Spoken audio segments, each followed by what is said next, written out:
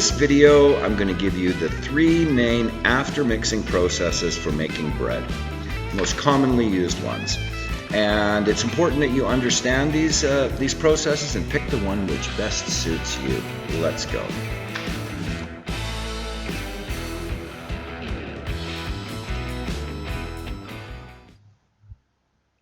So the most common method out there, most recipes that I see out there call for the straight dough method. And the straight dough method really is just about giving your dough these rest periods or these bulk rise periods. So different recipes call for different amounts of rest or bulk rise times. You can do it one time and then you can sheet it and shape it and get into your pan for final proofing. You could do it 3 times. All of them are different, all have different times, but the whole idea behind the straight dough process is about these rest times.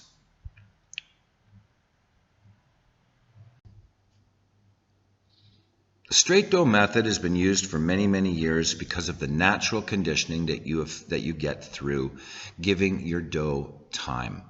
And what I mean by that is that as you start working through these bulk rise times or these rest periods, yeast and the natural bacteria, they start working and they start the fermentation process. Through the fermentation process, acids are formed.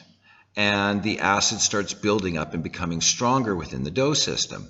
Now we know that yeast likes a lower acid environment to a certain point. So it starts getting happier. It starts really working and it's going crazy inside there. And also on top of that, you've got the effect of acid on gluten. Now, acid on gluten has a tendency to help all the proteins line all up.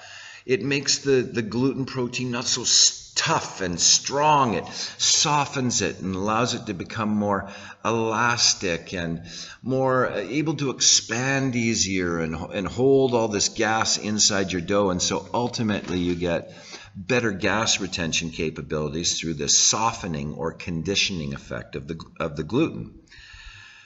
Now, of course, and on top of that, you get a little bit extra fermentation flavor. Bakers some of them really love that. But the real trick behind it is the natural conditioning that time and rest gives your dough. Now, on the negative side, the process takes a bit longer than, say, a no-time dough method. But if you got time, don't worry about it too much. We're going to talk about no-time doughs in just a second. But in this method, also be aware that you got a greater chance of what I call yeast burnout. So you're giving it these steps where you're letting your dough sit. You're waiting for it maybe to double in size, or you're following a time schedule that they've given you. But remember one thing: you have to have enough yeast in your dough for the final proofing stage. If you've got multiple steps, rest steps or bulk rise steps, and you're punching it back, and your dough or your environment is a little bit warm, and the yeast has really been rapidly moving in there, you've actually find maybe you had to punch it back a little bit quicker or whatever. Be careful, because you've got to have enough yeast in your dough left over, as well as the right environmental conditions, so that it continues to do its trick through the final proofing stage, and have enough oomph at the end of that stage to give you some nice oven spring and ultimately give you the finished product that you want at the end.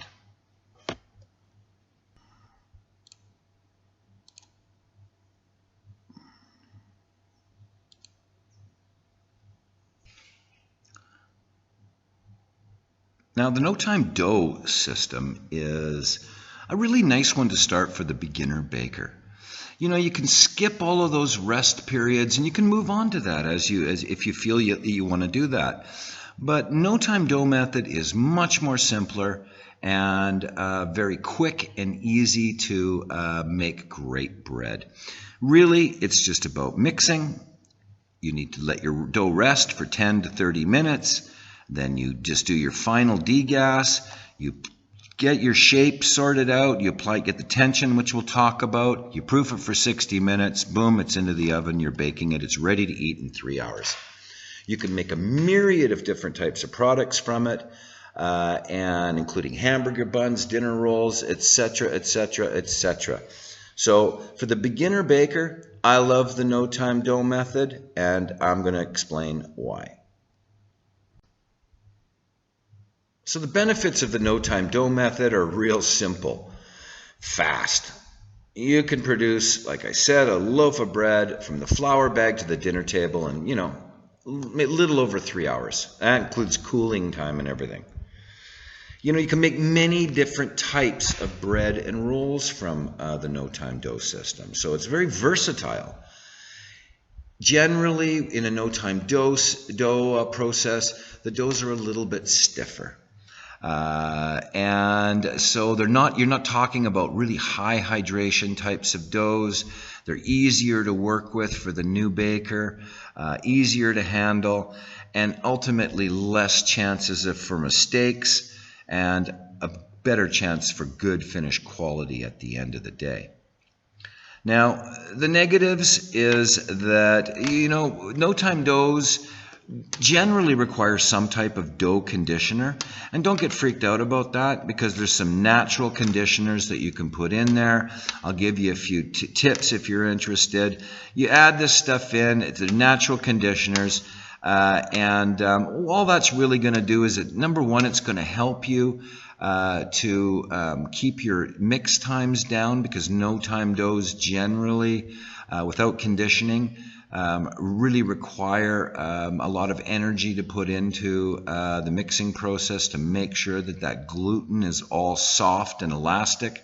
As we talked about, we're not getting that chemical softening from acids and these types of things in this process.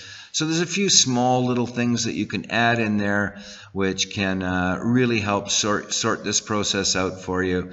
And for me, the no time dough method is my personal favorite. So that's that. Now this is a video for the new baker, so we're not going to get into this one, but the third bread making process is, of course, the high hydration doughs. And I'll have a video coming up about this, but we're not going to deal with it too much. I mean, these are the next level, very high hydration, a lot of water, and they're sticky things you definitely have to develop some technique and understand the process of all these folding methods that they use to create tension in the loaf. It's a whole different animal. We'll get to this one eventually, but let's just stick with baking some really killer bread as a new baker, and we will get to all of this fancy stuff later on down the road. Okay, so you found this recipe, and what you want to do is you want to bake some bread with it. Now, the first thing that you need to do is you need to take a look at what process they're using. Is this a straight dough with the bulk rise steps? How many bulk rise steps does it have? But if it has these extended rest times, which is very, very common, then you have a straight dough process. So if you understand that, you understand you've got these steps in it, then just go for it using their process, okay? However, if you want to convert it to a no-time dough, you want to make the same bread, but you want to do it in a lot quicker of a time, then you need to make a few minor adjustments. So let's get going at this, but first remember, if you're going to go for it using their recipe, remember what I'm about to tell you. So regardless of what you opt to do, whether you're going to follow their recipe or you're going to convert to a no-time dough method, keep the following in mind. Make sure you're using the same type of flour as them. Okay, if they're using an all-purpose flour, make sure you're using an all-purpose flour of equal or good quality or better. And what I mean by better is if they call for all-purpose flour and you're using a high-protein bread flour, okay, better. So If they're using a hydration level higher than, say, 58%, reduce it to 58%. This is our security system that we're building in here. We want to go with a little bit tighter dough as a new baker. We don't want to have to deal with any soft, really extensible kind of doughs for our first few loaves. We really want to have the security built into it. So reduce the amount. If they're using less than 58%, then use their recommended hydration. This will work for most bread flours, so don't worry about it too much. Adjust your yeast to 1% and salt to 2%. Their kitchen is not your kitchen.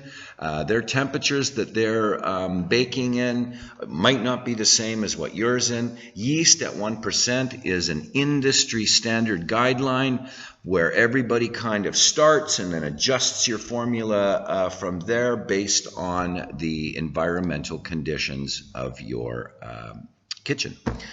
Salt at 2% is standard.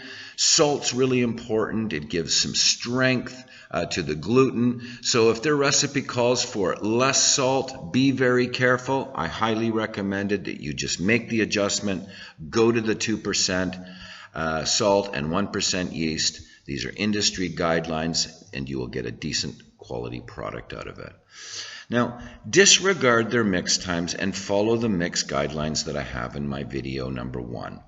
Because you want to make sure that you're developing your gluten to full development.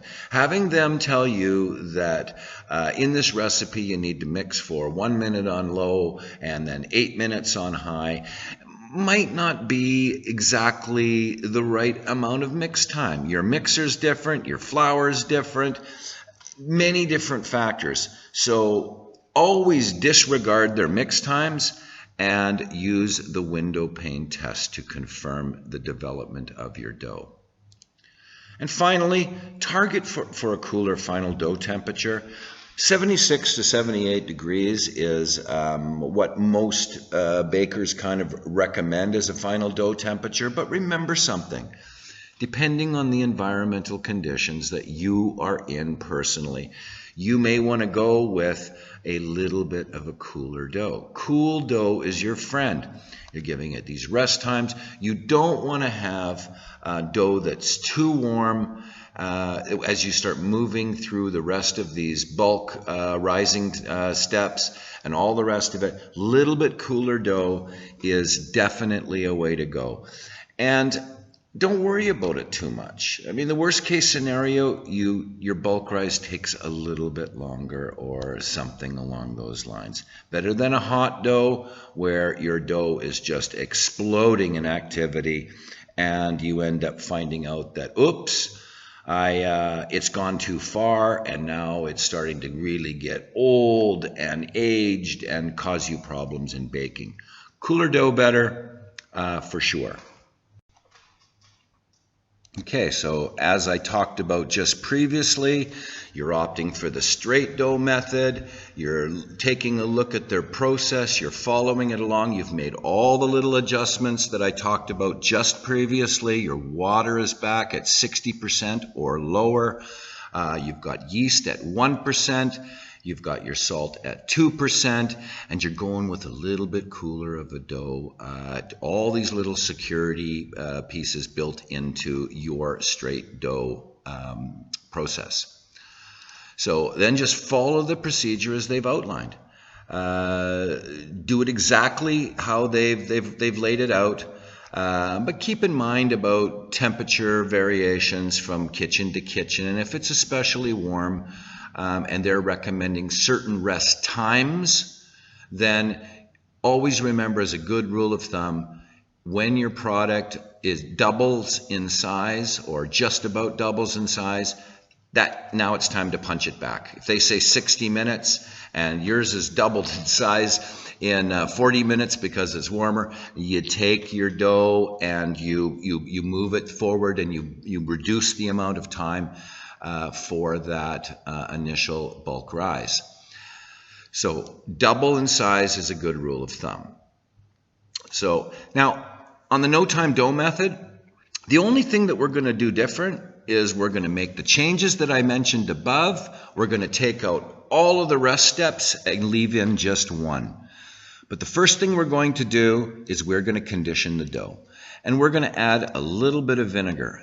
Is a nice option to start. Now I'm going to give you some other ideas and things to make your dough even better after this. But for the first few doughs, us starting off as new bakers, we're going to add that little bit of acid to really kickstart our yeast and provide a little bit of acid to do a little bit of softening effect and relaxation effect on our gluten. So we're going to add vinegar at 1%. Or we can add orange juice at 1.5%. Now don't worry about the vinegar at 1%. You won't taste it.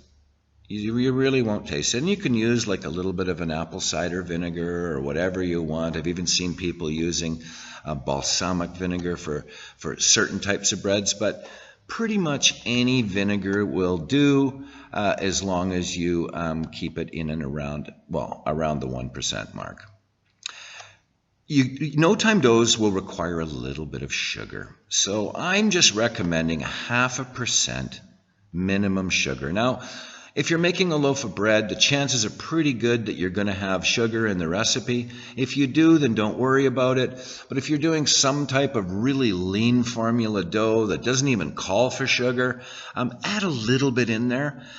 We need to give that yeast a little bit of extra goodies because we're not going through the fermentation process and all the bulk rise steps where starch is actually being converted into simple sugars. So we're going to add a little bit of food in there for the yeast, and that will come in the form of a small amount of sugar.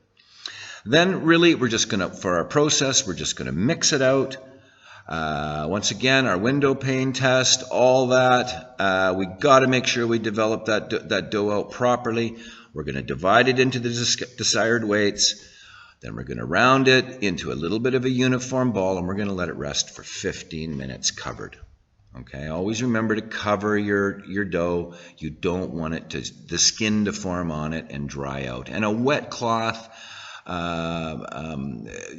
the top of the bowl is ideal.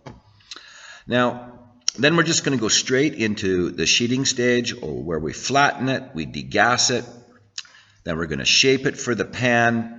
And we're going to proof it for about 60 minutes and bake it off. And that is the big changes. And that's how you can convert a straight dough to a no-time dough very quickly and easily and have fantastic results.